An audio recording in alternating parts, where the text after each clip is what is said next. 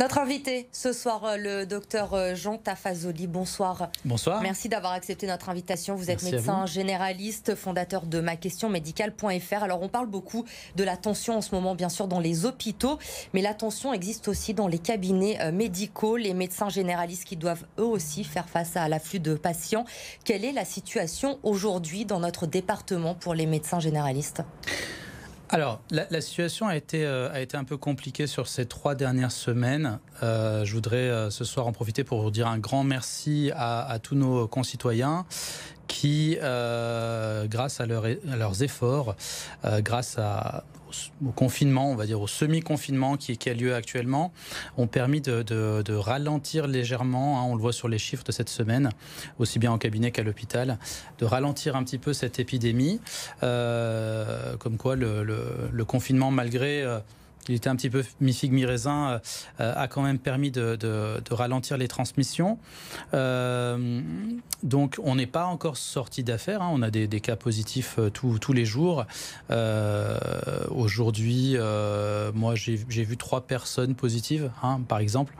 Donc, mais vous constatez, pardon, je vous coupe, par rapport au printemps dernier, par exemple, vous recevez dans les cabinets plus de patients Covid qu'au printemps dernier? Alors, par rapport au printemps dernier, ça va être très, très simple, hein, pour vous répondre. Au printemps dernier, le gouvernement a demandé aux gens de ne pas aller dans les cabinets. Donc, en fait, au printemps dernier, soit on mettait en place des process un peu spécifiques pour la prise en charge des patients, soit on avait personne dans les cabinets, on avait beaucoup de téléconsultations à ce moment-là. Aujourd'hui, l'activité des cabinets continue, donc effectivement, pour nous, la deuxième vague, on a eu le temps de se préparer, a été vraiment un crash test, puisqu'on a eu une très grosse affluence sur les 3-4 dernières semaines dans nos cabinets. Alors aussi bien pour les pathologies habituelles de début d'hiver, aussi bien pour aussi tout ce qui est prévention, vaccination pour la grippe ou autre, que pour les malades Covid qui se surajoutaient et qu'il a fallu manager pour pas qu'ils se mélangent avec les autres patients. Voilà, là ça se calme un petit peu cette semaine. Justement, quelles précautions vous prenez dans vos cabinets pour gérer ces malades du Covid qui venaient pas forcément, vous nous le disiez, au printemps dernier. Aujourd'hui, il y a les malades du Covid, il y a les malades qui viennent pour d'autres pathologies. Est-ce qu'il y a des précautions qui sont prises, je ne sais pas, pour désinfecter plus régulièrement, pour éviter que ces patients-là se croisent ? Alors déjà, c'est bien, on a des masques. Là, je ne le porte pas parce que je suis à plus d'1 mètre de distance avec vous.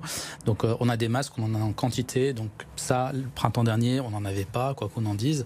Les produits, le SHA, hein, les produits hydroalcooliques, on en a aussi dans les cabinets. On se désinfecte régulièrement les mains entre 2 patients. Moi, personnellement, dans mon cabinet, donc, j'ai un couloir qui donne directement jusqu'à la salle d'examen. Donc, je laisse toutes les portes ouvertes, hein, ça évite aux gens de toucher les portes. Et puis il y a une petite affichette qui dit aux gens qui ont parce qu'ils ne savent pas forcément qu'ils ont le Covid, hein, parfois les gens viennent pour un simple rhume. Donc dès que vous avez un symptôme, merci de rester dans le couloir, on viendra vous chercher. Donc ça permet aussi d'aérer. Hein, je laisse les fenêtres ouvertes entre tous les 2 ou 3 patients.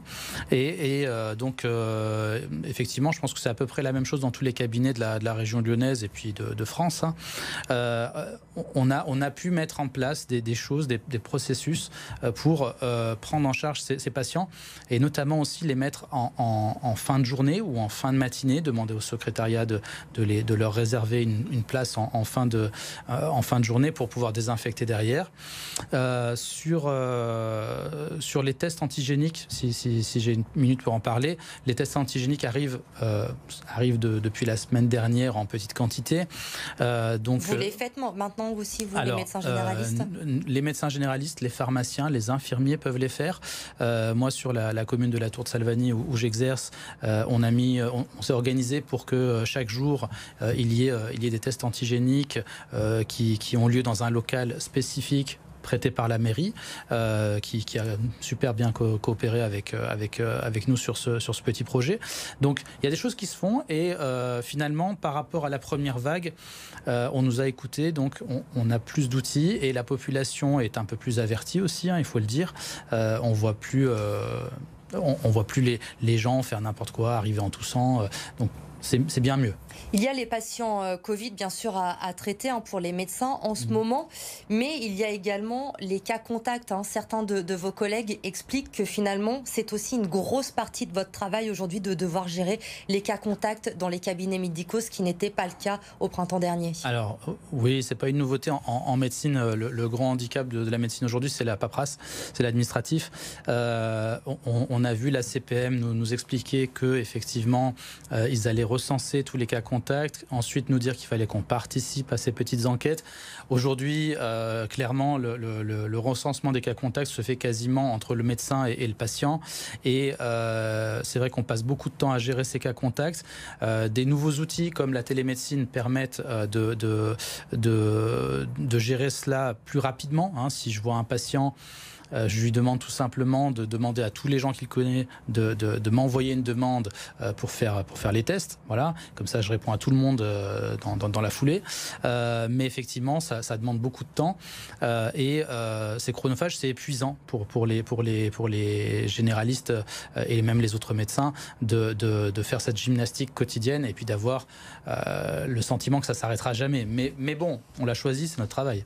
Alors il y a également, vous le disiez, l'arrivée des pathologies hivernales, la grippe, la gastro. Est-ce que finalement le port du masque, les gestes barrières qui sont intégrés maintenant pour la majorité d'entre nous, diminuent un petit peu, réduit ces pathologies cette année? Est-ce que vous constatez qu'il y a peut-être un petit peu moins de patients qui viennent pour des gastro ou pour la grippe?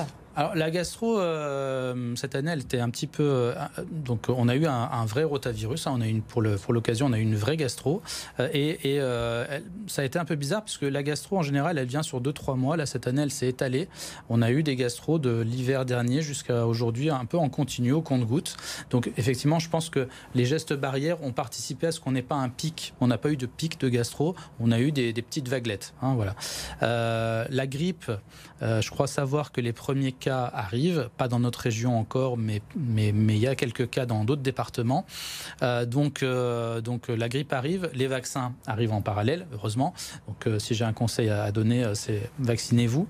Il n'est pas trop tard pour les gens qui nous regardent, qui se posent la question. On peut encore. Le vaccin est arrivé début octobre. Bon, vous pouvez tout à fait vous faire vacciner par le pharmacien, par l'infirmier, par le médecin, et on le fera avec grand plaisir.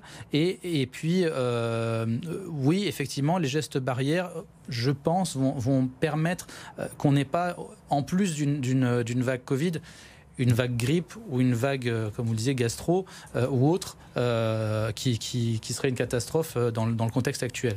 Est-ce que vous craignez que certains de vos patients n'osent pas venir vous revoir, n'osent pas prendre de rendez-vous, puisqu'ils savent qu'il y a cette épidémie, que vous êtes débordés et que peut-être certains, pour des pathologies qu'ils considèrent moins graves, ne viennent plus se faire soigner?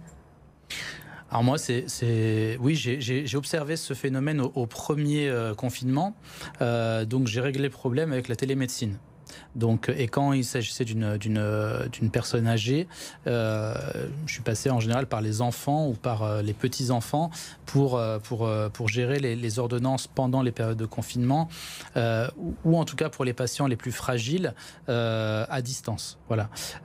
C'est pas l'idéal, mais c'est mieux que rien. Mais effectivement, ce ressenti, cette peur qui est forcément naturelle dans le contexte actuel existe. On ne peut pas le nier. Si vous êtes asthmatique, diabétique, hypertendu, vous êtes forcément plus enclin à devenir un patient grave en cas d'infection par le coronavirus. Et du coup, on a effectivement des patients qui craignent de sortir de chez eux. Merci beaucoup, docteur Jean Tafazoli, d'avoir accepté notre invitation ce soir sur le plateau de BFM Lyon.